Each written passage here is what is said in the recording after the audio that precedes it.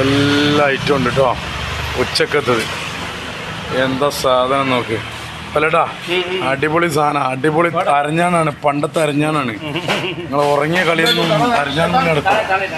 അയക്കൂറ മുതൽ എല്ലാ ഐറ്റം ഉണ്ട്, എല്ലാം ഉണ്ട്.